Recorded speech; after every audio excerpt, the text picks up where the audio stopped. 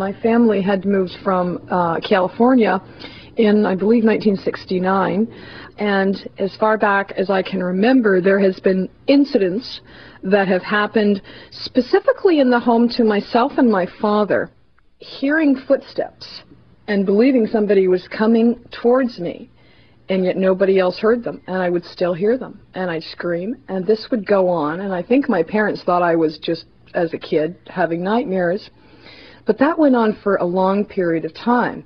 As I got older, more into my teens, to me, as my memory serves me, I would, I think, be alone most of the time in the home, and I'm sure there were incidences where I wasn't alone, but again, I felt a presence, and then things would start to happen.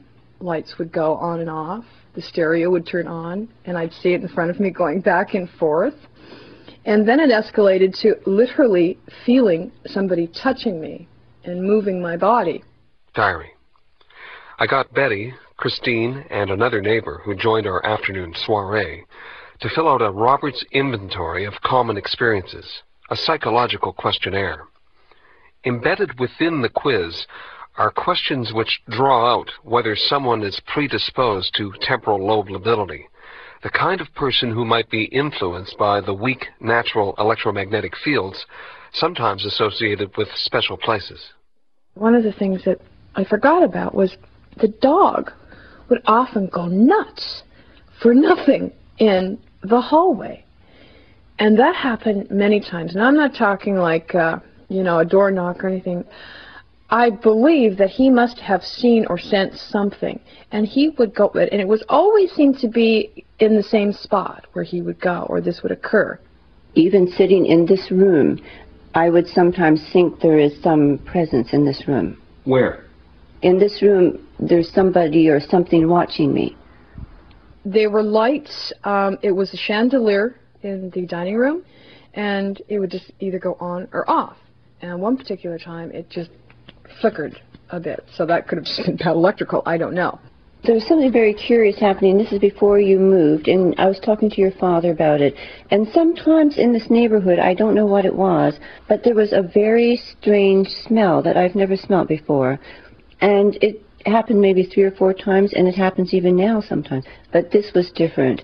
And I remember just before your parents moved, your father came to me and said, there is some strange smell that is happening here at night, some nights. I called up Christine's dad, a chirpy kind of guy. He's living up along British Columbia's Sunshine Coast, very happy to be out of his old place. He claimed, as a matter of fact, his former home was situated in one of the world's most active areas for UFO flaps. Great, I thought. Another flakeball. However, he also cited the big hydro transmission towers, which cut through the heart of the community. His concern seemed authentic, so I paid attention. We always felt I hate to say this, a presence, especially downstairs in the bathroom down there. Often, a lot of times, the door is slamming when there's no wind, and we couldn't figure out what the heck was slamming the doors. There was no knocking, but definitely we used to call it the Indian because that's an old Indian graveyard there. Going back hundreds of years. How do you know that? This is just from local, people telling me that this is, down at the foot of what they call Cottonwood Drift or Cottonwood Bend in the Fraser, which is a big bend. This is where, in fact, down at St. Mungo is where the Indians used to gather, I guess for thousands of years. It's an ideal place for catching both oolakans and salmon. And I had been told by several people that where we lived, the whole area up there was nothing but where all the Indians used to, an ancient burial ground. Diary. I brought the Gauss meter to Vancouver with instructions from Michael Persinger on how to operate the monitoring device. The airport security guys were kind of suspicious. I told them straight up that it measures anomalous electromagnetic fields. Geologists use these meters in their search for precious metals. Okay, the commissioner nodded. As I plugged in the gear at Betty's house, a hush fell over the women. I felt their expectancy. It was like I was some kind of ghostbuster. Take me to the spots where you think there might be something going on. I was here. My friend who actually got stomach pains after he left here, he wouldn't stay here. Oh, it's in here. Some little bit here. How are you feeling? My heart's racing for some reason. I don't know why. You used to play in this room, you were saying, Yes. Christine?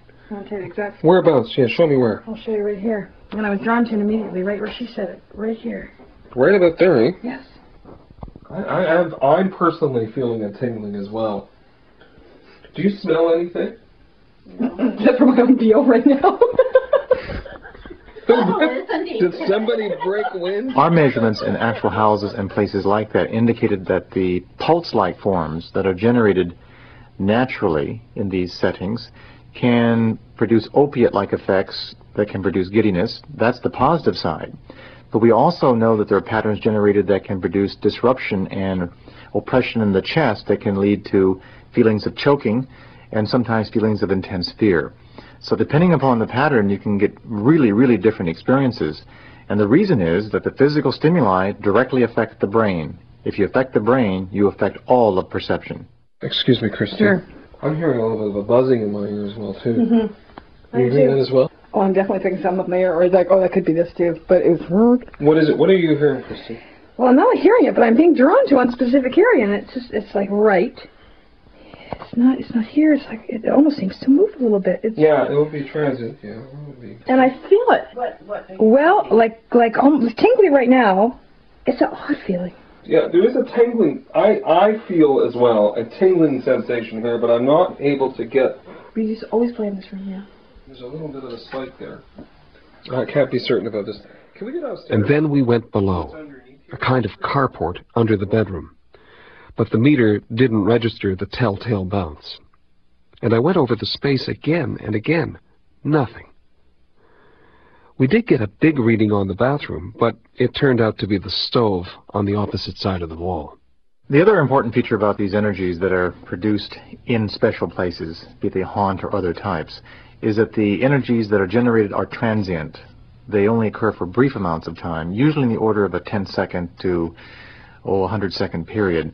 And they can occur in bursts, in the sense that they can occur many times, but very brief at any given time. That suggests that whatever is producing these phenomena are transient in nature, that the physical forces are transient in nature and can be repeated. And it also indicates that if you're going to measure them, you just can't go in with a meter and walk away. You have to leave a continuous recording device there for several days to weeks. The readings from the Gauss meter are inconclusive. I don't believe it's in my head. No, I don't believe it's in my head. But I guess it's sort of a denial that there is really something different here, because I can't prove it. I can look out and here's a normal neighborhood with pretty trees and flowers, or it's not going to affect me, or it's not so bad. Somewhere in the back of my mind, though, there is some fear that it is that bad, that I should be getting out, that I shouldn't have stayed here.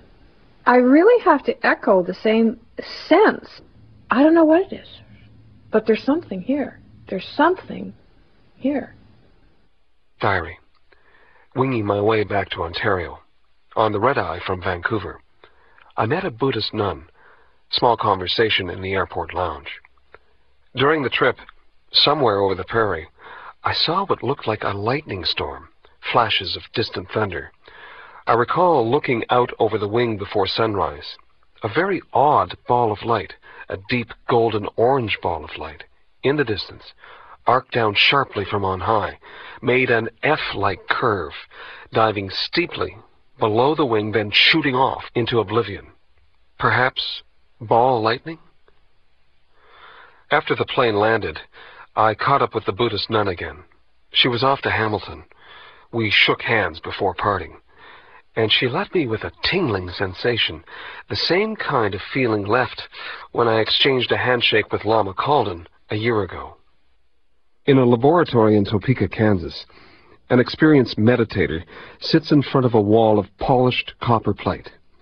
The whole of his body is carefully insulated from the ground. Sensitive equipment monitors his progress as he begins to contemplate his own image reflected in the copper wall. 5 and 10 minutes pass. Then 20. And then anomalous events of an electric nature begin to occur.